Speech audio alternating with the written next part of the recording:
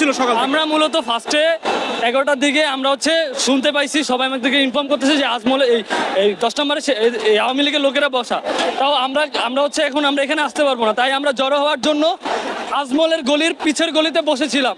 তারপরে আস্তে আস্তে আমাদের ভাইয়েরা যারা জীবন দিতে এই রাজপথে এসেছে, কারণ এই দেশটা আমাদের, আমরা এই দেশে বাস করি। এরা তো 2 দিন পরে চলে যাবে, কিন্তু আমরা তো থাকবো, তাই আমাদেরকে এইভাবে গুলি করো। আমরা এখানে দাঁড়াইছি, তাদের ফর্মা ছিল যারা হচ্ছে ইনফরমেশন তাদেরকে দিয়েছে যে আমরা ওইখানে জড়ো হচ্ছি। ভাই তারা কি করছে, ওইখানে গিয়ে গুলি করতেছে রাইফেল দিয়ে। ভাই তারপরে হচ্ছে আমরা কোনো রকম জীবন বাঁচাইতে আমরা হচ্ছে পশিকার মরে গিয়ে জড়ো হয়েছি। ওইখানে আমরা বেশি না 20 জনের মতো ছিলাম। তারপরে হোক সব দিক থেকে আস্তে আস্তে আমার ভাইয়েরা যারা জীবন দিতে এসে এই দেশের জন্য তারা জড়ো হয়েছে। সেখান থেকে আসছি আমরা হচ্ছে অরিজিনাল 10-এর এখানে সেনাবাহিনী তাদের ভূমিকা পালন করতেছিল নিরপেক্ষ।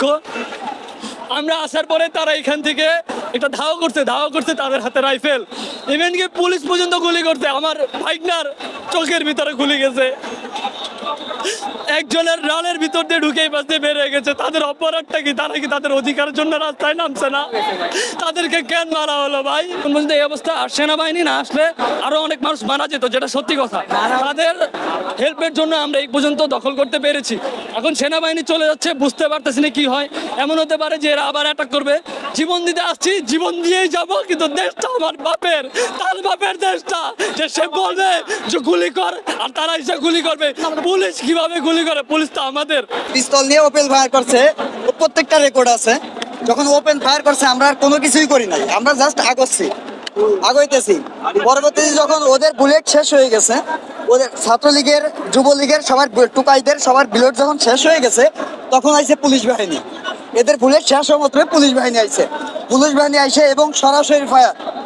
আর এটা আছে রাবার বুলেট কিনা জান না, এর ভিতরে ছোট ছোট স্প্লিট। এগুলো ভাই শটগানের গুলি, রাবারের গুলি না। ভিতরে লোহা জাতীয় সমস্যা ভিতরে ঢুকে গেছে। এই দেশটা আমাদের বাপের, তার বাপের না। তাদেরকে বলে দিও।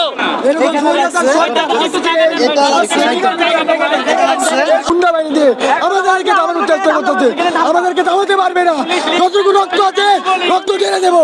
আমি এই সন্ত্রাসী বাহিনীর কাছে আমরা ক্ষমতাসীন সরকারের যে গুন্ডা পান্ডা বাহিনী এখানে পুরোটাই দখলে ছিল। আমরা আসার পরে বিচ্ছিন্নভাবে ঘোরাঘুরি করতেছিলাম। আমরা খুবই বিশ্বস্ত ছিলাম যে এখানে আমরা 10 নম্বর দখলে নিব। এরপরে আস্তে আস্তে আমরা ছাত্র সমাজ 6 নম্বর ওইদিকে একটা সংঘবদ্ধভাবে জড়ো হওয়ার চেষ্টা করি। তারপরে সেনাবাহিনী আমাদেরকে সাপোর্ট দেয়। এক পর্যায়ে আমরা মুভ করতে থাকি। এ পাশ থেকে ওরা তুমুল ফায়ার করে।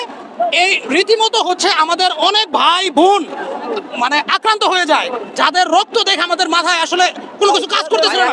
আমরা সেনাবাহিনীদেরকে বারবার ফোর্স করতেছিলাম যে প্রয়োজনে আপনারা আমাদেরকে গুলি করে যান, তার না হয় আমাদেরকে একটা কিছু করে যান, এদেরকে দৌড়ান এখান থেকে, না হয় আমাদেরকে গুলি করে মেরে ফেলেন। ওদের কাছে মরার থেকে আপনাদের কাছে মরা ভালো। ওদের মতো গুন্ডা পান্ডা দুর্নীতিবাজ লোকের কাছ থেকে মরার থেকে এই ধরনের মানুষের কাছে আমরা মরতে চাই না। আমরা চাই ন্যায়ের পথে থাকতে, ন্যায়ের পথে থেকে সংগ্রাম করতে। এখানে আমরা ট্যাঙ্কগুলা, আমার মা বোন সাধারণ পাবলিক ট্যাঙ্কগুলা নিয়ে অনেক অনুরোধ করে সেনাবাহিনীকে আসার জন্য অনুরোধ করছে। তারপরে সেনাবাহিনী আমাদেরকে সাপোর্ট করছে। সেনাবাহিনী বলছে যে আপনারা পিছনে থাকেন, আমরা সামনে যাচ্ছি। পরে যখন সেনাবাহিনী আসার পরে ফাঁকা ফায়ার করছে, তখন আস্তে আস্তে ওরা চলে গেছে। আর এইভাবে পুরোটাই এখানে দখল নিছে। এক পর্যায়ে সেনাবাহিনী এখানে একটু জনগণকে একটু সুশৃঙ্খলভাবে রাখার চেষ্টা করছিল, কিন্তু জনগণের এতটাই আগ্রহ যে এরা সেনাবাহিনী বাধা উপেক্ষা করেও বিজয় মিছিল করার জন্য উদ্বুদ্ধ হয়ে গেছে। আমরা আমাদের ভাই যে মৃত্যুবরণ করেছে এর দাবি চাই আমরা।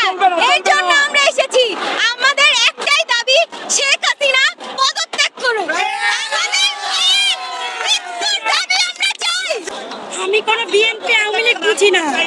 আমি বুঝি আমার সন্তানদের রক্তে লাল কেন হলো, আমার ভাইদের রক্তে লাল কেন হলো। আমি আমার বাচ্চা নিয়ে ঘরে বসে থাকতে পারিনি।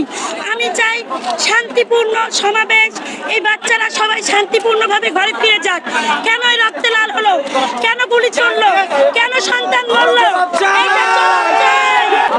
আর যদি আমি আমার বাচ্চা নিয়ে ঘরে বসে থাকি আরেকবার কল খালি হবে।